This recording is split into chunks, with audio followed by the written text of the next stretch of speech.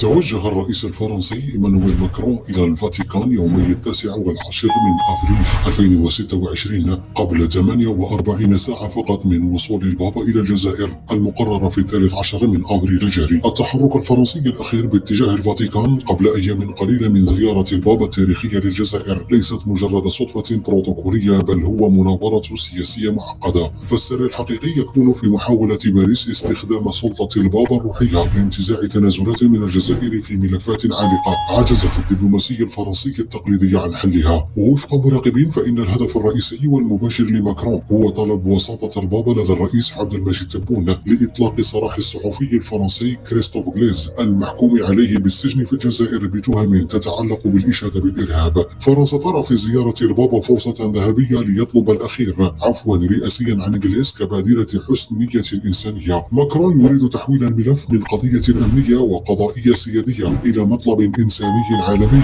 يحرج من خلاله الجزائر إذا رفضته أمام قداسة البابا، حيث تعتبر فرنسا زيارة البابا للجزائر اعترافا دوليا بمكانة الجزائر كمنارة للحوار والسلام، وهو ما يزعج باريس الذي تعيش أسوأ علاقاتها مع الجزائر. لذا يحاول ماكرون تلغيم الزيارة من خلال ربط نجاحها بمدى استجابة الجزائر للمطالب الفرنسية عبر الفاتيكان. لكن الجزائر التي وضعت آخر اللمسات لاستقبال البابا في 13 من أبريل الجاري أرسلت رسائل واضحة